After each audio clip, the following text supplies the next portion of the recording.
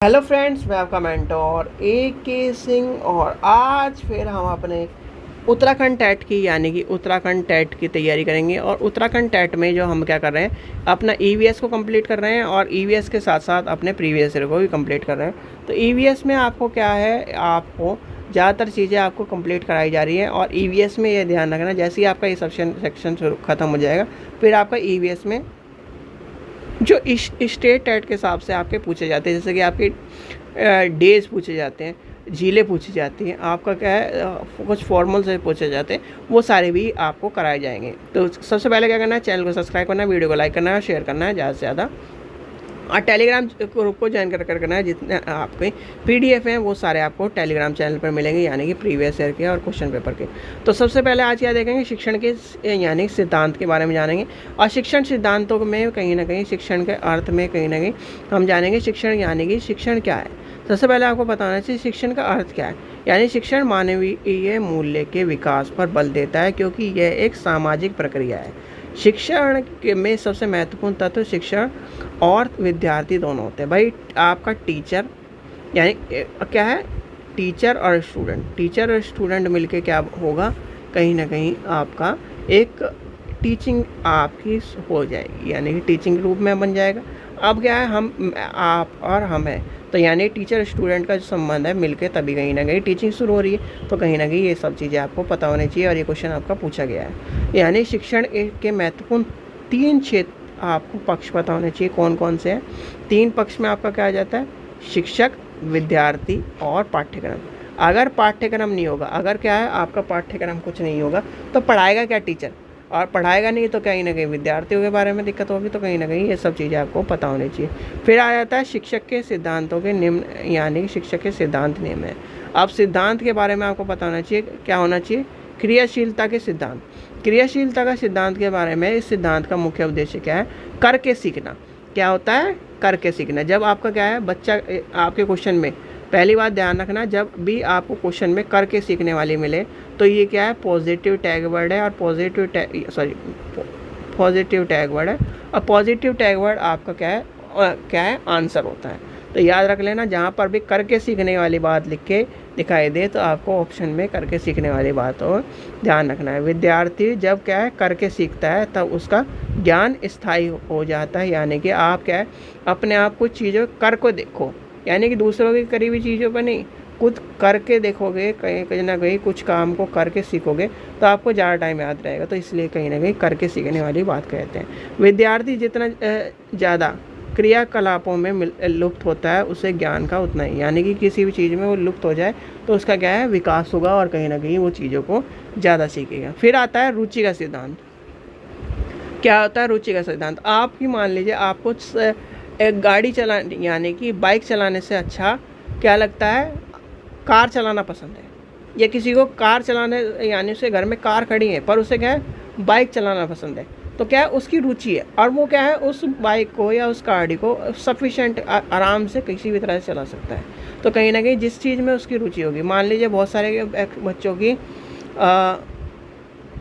रुचि होती है कि क्या है, यानी कि वो गेम खेलने की, यानी कि गेम खेलने की रुचि होती है। और गेम कैसा खेलना है, उन्हें आउटडोर गेम खेलना पसंद है, उनकी रुचि है। जैसे किसी की रुचि क्रिकेट खेलने में, तो वो क्या है धूप हो क्या है किसी भी तरह का मौसम हो वो खेलेगा। आप जैसे बहुत सारे बच्चे देखेंगे होंगे कि क्या वो बारिश पड़ रही है फुटबॉल खेल रहे हैं, तो उनकी रुचि है। नहीं तो कहीं ना कहीं जो जिसकी रुचि नहीं होगी वो वापस आ जाएगा। तो इसलिए कहते हैं कि रुचि का होना जरूरी है। यानी इस सिद्धांत का मुख्य उद्देश्य इसी का, हाँ रुचि वाले में ही आपका आंतरिक रूप से अभिप्रेरण हो जाएगा वो, ठीक है। इस सिद्धांत का मुख्य उद्देश्य विद्यार्थियों को अध्ययन के प्रति रुचि पैदा करना और इसमें उसका क्या है रुझान उत्पन्न करने की बात होती है। जब तक वो कहीं ना कहीं रुचि और रुझान नहीं होगा तब तक वो कहीं ना कहीं सीख नहीं पाएगा। इसके द्वारा विद्यार्थी कल्पनाशील और सृजनात्मक का विकास होता है, ठीक है। फिर आता है अभिप्रेरणा का सिद्धांत। ये सारे सिद्धांत आपसे पूछे जाते हैं, इसलिए याद कर लेना, 2 से 3 नंबर के क्वेश्चन आपको मिलता है इससे, ठीक है। अभिप्रेरणा का सिद्धांत, यानी अभिप्रेरणा के किसी भी शिक्षण का उद्देश्य केंद्र बिंदु होता है और अभिप्रेरणा यानी कि अभिप्रेरणा के सिद्धांत में जो शिक्षण के लक्ष्य निर्देशित बनाता है और विद्यार्थियों को आंतरिक रूप से यानी आंतरिक बल प्रदान करता है। क्या करता है? आंतरिक बल प्रदान करता है। उसमें क्या है? उसमें अधिगम के प्रति रुचि उत्पन्न करता है और ये सब चीज़ें आपसे पूछी जाती है। फिर आता है योजना का सिद्धांत, यानी कि इसमें क्या है? अध्यापक एक योजना बनाने की चाह रखता है और विद्यार्थियों को पढ़ाता है। जैसे कि आपका क्या, आप क्या करते हो? लेसन प्लान बनाते हो। क्या करते हो? एलपी बनाते हो। लेसन प्लान बनाते हो और एलपी में आप क्या करते हो? उसमें क्या करते हो? योजना क्या करते हो? ये योजना यूज़ करूँगा मैं, यहाँ पर उसे चार्ट पेपर दिखाऊंगा, यहाँ पर उसे क्या, उसे ये गेंद दिखाऊंगा, यहाँ पर उसे मैप दिखाऊंगा। तो ये योजना बना रहे हो कि नहीं बना रहे हो? यहाँ पर जाके मुझे ये पढ़ाना है, यहाँ पर उसे किताब से खुलवाना है, यहाँ पर इतना पढ़ाना है। तो ये क्या है? योजना। फिर आता है व्यक्तिगत भिन्नताओं का सिद्धांत। सभी विद्यार्थियों को सिखाने की क्षमता अलग अलग होती है। भाई आपकी क्लास में 40 बच्चे हैं, क्या है यार? ये क्वेश्चन भी सबसे ज़्यादा पूछा जाता है।